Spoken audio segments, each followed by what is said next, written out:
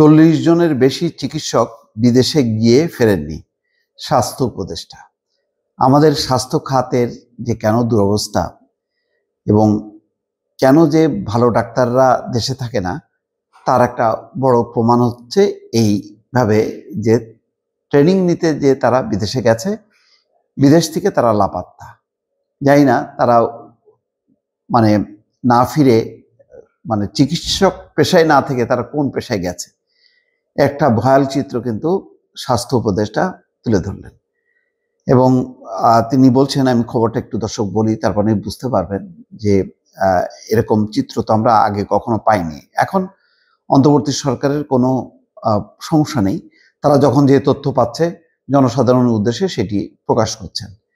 দেশের বাইরে গিয়ে চিকিৎসকদের আর দেশে না ফেরা অপচয় বলে মন্তব্য করে স্বাস্থ্য উপদেষ্টা নূরজাহান বেগম বলছেন, দেশের বাইরে প্রশিক্ষণ নিতে গিয়ে 40 জনেরও বেশি চিকিৎসক ফেরেননি।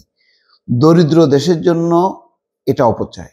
এসব ক্ষেত্রে শর্ত সাপেক্ষে বিদেশে প্রশিক্ষণে যেতে পারবেন চিকিৎসকরা। তাহলে দেখেন, বা একজন চিকিৎসক তৈরি করতে কি পরিমাণ অর্থ ব্যয় হয় রাষ্ট্রের।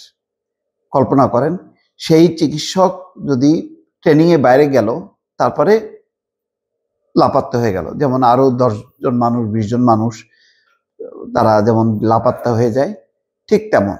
অথচ তারা প্রশিক্ষণে গেল, সরকারি খরচেই গেল প্রশিক্ষণ নিতে, তারপরে আর ফিরল না। তো এই কারণেই এখন পরিস্থিতি এমন যে এখন ডাক্তারদেরকে শর্ত দেওয়া হবে যে তারা বিদেশে যেতে পারবে যদি তারা দেশে ফেরে। এই হচ্ছে পরিস্থিতি। শনিবার দুপুরে ন্যাশনাল ইনস্টিটিউট অফ নিউরোসায়েন্স হাসপাতালে বিশ্ব মুভমেন্ট ডিসঅর্ডার দিবস পালন অনুষ্ঠানে তিনি এই কথা বলছেন।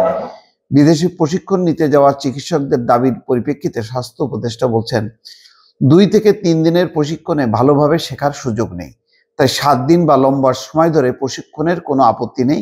কিন্তু 40 জনেরও বেশি সংখ্যক ডাক্তার দেশের বাইরে প্রশিক্ষণ বা উচ্চতর ডিগ্রি নিতে গিয়ে আর ফেরত আসেনি।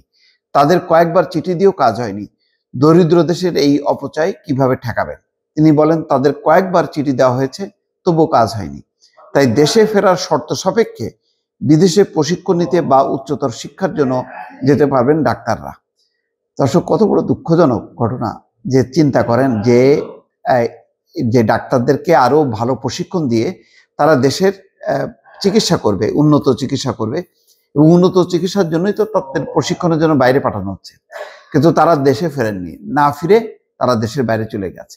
এখন তাদেরকে বলা হচ্ছে যে শর্ত সাপেক্ষে। আমি তো মনে করি যে এটা ক্রিমিনাল অফেন্স, কারণ দেশের টাকায়, বিপুল টাকায় একজন চিকিৎসক হবার জন্য যে পরিমাণ রাষ্ট্রের পয়সা খরচ হয়, অর্থ খরচ হয়, এটা অনেক বড়। তো সেই অর্থ খরচ হলো, একটা ডাক্তার তৈরি হলো, তাকে আরো উন্নত চিকিৎসা প্রশিক্ষণের জন্য বাইরে পাঠানো হলো। সে দেশে ফিরে দেশের স্বাস্থ্য সেবা করবে, দেশের মানুষের স্বাস্থ্য সেবা করবে, কিন্তু সেটা না করে সে বিদেশে পালিয়ে গেল। এই যে এগুলি হলো আমাদের চরম দেউলিয়াত্বের খবর, চরম হচ্ছে আমাদের অসহায়ত্বের খবর।